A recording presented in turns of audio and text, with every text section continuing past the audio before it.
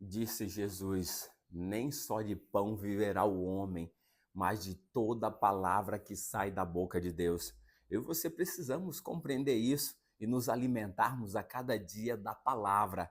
A verdade está na palavra e quando nós nos alimentamos da palavra, nós nos fortalecemos espiritualmente. Em meio aos desafios, nós temos força vinda de Deus para que possamos enfrentar os desafios e sairmos vencedores. Sabe, nós vamos continuar compreendendo aquela história. Nós falamos sobre a cura da mulher do fluxo de sangue de 12 anos, mas nós vimos logo no primeiro momento, nós vamos voltar a esse texto, que chegou o chefe da sinagoga chamado Jairo, sabe? É uma derivação do nome Jair, que é o meu nome. Jairo é uma derivação do nome Jair, porque é um nome bíblico. E aí, ele então chega, ele era o chefe, ele prostra, ele pede a Jesus ir para casa dele, porque a filha estava morrendo. Nós vamos entender essa história, uma história fantástica, onde Jesus nunca está atrasado. Jesus sempre chega no momento exato que eu e você, que nós precisamos. Então, precisamos confiar em Deus a cada dia. Para a gente compreender mais isso, nós precisamos orar, precisamos do Espírito Santo para que ele nos ilumine. Vamos orar. Amado Deus, querido Pai, obrigado porque nós podemos falar com o Senhor. Pela tua graça, nós temos o livre acesso até o trono da graça, a morada do eterno. E agora nós queremos pedir que as bênçãos do céu recaiam sobre as nossas vidas e que o Santo e Bom Espírito que está conosco nos ilumine para que possamos compreender a tua vontade. É em nome de Jesus que nós oramos. Amém. Abra sua Bíblia então aí, ou ouça comigo agora esse texto bíblico. Está aqui. Nós vamos... Mateus fala, Lucas fala, mas nós vamos usar Marcos capítulo 5. Marcos capítulo 5, para a gente poder compreender essa história. E vamos só retornar aqui, tá? Verso 21, e depois a gente vai para o verso 35, que é a continuação da história. Tendo Jesus voltado no barco para o outro lado, afluiu para ele grande multidão, e ele estava junto ao mar. As pessoas sempre iam atrás de Jesus. Eis que chegou a ele um dos principais da sinagoga, chamado Jairo, e vendo-o, prostrou-se aos seus pés. Aqui, ele era o principal da sinagoga, mas estava desesperado. Era a única solução, porque nada mais solucionava. Ele era rico, alguém que tinha uma autoridade, alguém que era respeitado, mas a sua filha única, diz o relato lá de Lucas, era a sua filha única. Ele então, nesse desespero, vai buscar a Jesus, que estava realizando milagres, estava ajudando as pessoas, mesmo ele que não aceitava Jesus, mas agora, em meio ao desespero, foi até Jesus. E o que ele fez? Ele prostrou-se aos seus pés. Ou seja, um judeu só prostra-se, ou só se prostrava, principalmente naquela época, a alguém que é Deus. Nós lembramos até de Mardoqueu, quando Mardoqueu, que era o tio de Esté, quando Amã, lá, todos se prostravam diante de Amã, que era o segundo ali na escala da hierarquia como rei Assuero, mas Mardoqueu não se prostrava. Por quê? Porque um judeu reconhece que o único que pode ser adorado, que eu devo me prostrar, é a Deus. Então aqui está esse chefe da sinagoga, quando agora em desespero, ele chega até a Jesus e ele prostra-se, ele está dizendo: Senhor, Jesus, tu és Deus, tu és o Messias, tu és o meu Salvador, eu estou com um grande problema. E aí o que acontece? Insistentemente lhe suplicou, não foi assim, insistentemente, sabe, aquela angústia de um pai que precisa da cura do seu filho.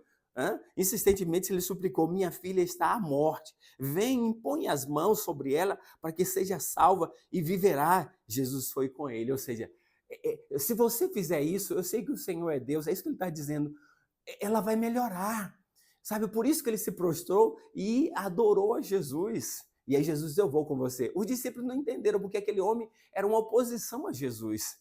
Ele falava mal de Jesus, mas diante do desespero, Jesus conhece o coração das pessoas, sabe quando as pessoas estão sendo sinceras, ele sabe quando as pessoas realmente estão buscando ele como Deus, como o seu Salvador. E aí então Jesus disse: eu vou com você. Mas aí Jesus, em meio à multidão ali, Jesus parou, Jesus estava indo devagar, e aquele pai angustiado, querendo que Jesus fosse mais rápido, porque a sua filha estava à beira da morte. E Jesus atendia um, atendia outro, resolveu o problema da mulher há 12 anos com fluxo de sangue, e o tempo passava, e aquela angústia daquele pai aumentava. Isso piorou, nós vamos ver o verso 35, diz assim, ó, falava ele ainda, isso Jesus. Quando chegaram, alguns da casa do chefe da sinagoga, a quem dissera, a tua filha já morreu.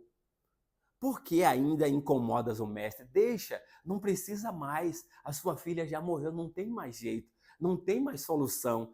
E esse foi o primeiro relato em que Jesus ressuscitou uma pessoa.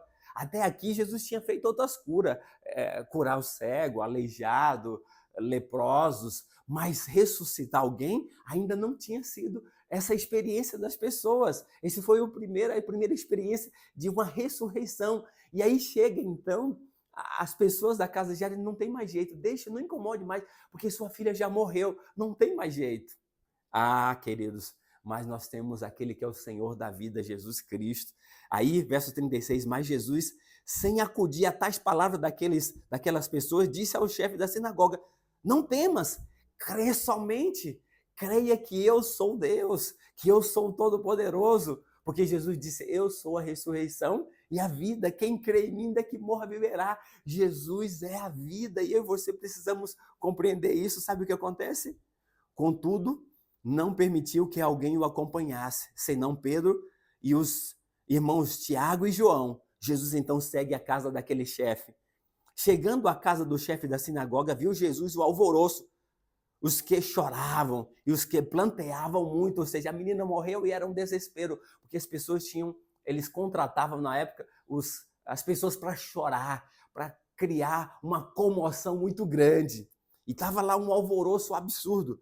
Verso 39, ao entrar-lhe, disse, por que estás em alvoroço e chorais? A criança não está morta, mas dorme. Sabe o que aconteceu? Verso 40, e riam-se dele. Tendo ele, porém, mandado sair a todos, tomou o pai e a mãe da criança e os que vieram com ele e entrou onde ela estava. Queridos, quando Jesus disse que a menina não estava morta, mas dorme, começaram a rir dele. Sabe, eu quero que você entenda que a morte para Jesus é um sono. Jesus, ele fala isso, a Bíblia traz esse conceito. A morte para Deus é um sono. Por quê? Porque Jesus diz, eu sou a ressurreição e a vida, quem crê em mim, daqui morra, viverá. Eu vou te mostrar esse texto aqui, ó, tá aqui para a gente poder ver. Tem vários, mas vou mostrar só 1 Coríntios, capítulo 15, verso 6. Veja só quando Paulo aborda isso, capítulo 5, verso 6. Depois que Jesus ressuscitou, Jesus passou 40 dias com as pessoas, e olha o que Paulo diz, depois foi visto por mais de 500 irmãos, de uma só vez, dos quais a maioria sobrevive até agora, porém alguns já dormem ou já morreram, ou seja, Jesus ressuscitou e apareceu para, Paulo aqui estava falando já no ano 50, apareceu para muitos, 500, muitos daqueles estavam vivos, mas muitos já haviam dormido, ou seja, para Deus a morte é um sono e nós precisamos compreender isso. Então aqui Jesus disse para aquele pai desesperado, olha, a sua filha, ela não morreu, ela dorme. Mas as pessoas começaram a rir de Jesus. Imagine, Jesus é o Senhor da vida e eu e você precisamos chegar a Cristo acreditando que Ele é o Senhor da vida, Ele é Deus e eu preciso acreditar nele. Aí sabe o que acontece? Aqui está, agora para a gente perceber. Nesse instante, riram aí tomando-a, verso 41, tomando-a pela mão, disse, Tabita, Talita cumi, que quer dizer, menina, eu te mando, levanta-te. Imediatamente a menina se levantou e pôs-se a andar, pois tinha 12 anos. Então ficaram todos sobremaneira admirados. Verso 43 e o último, mas Jesus ordenou-lhe expressamente que ninguém o soubesse e mandou que desse de comer a menina aqui. Por que Jesus disse que não era para contar isso para ninguém? Sabe por quê? Preste atenção, Jesus não quer que eu e você sigamos a Ele só pelo interesse de curas físicas. Não, Jesus quer que eu siga a Ele porque Ele é o meu Salvador, o seu Salvador.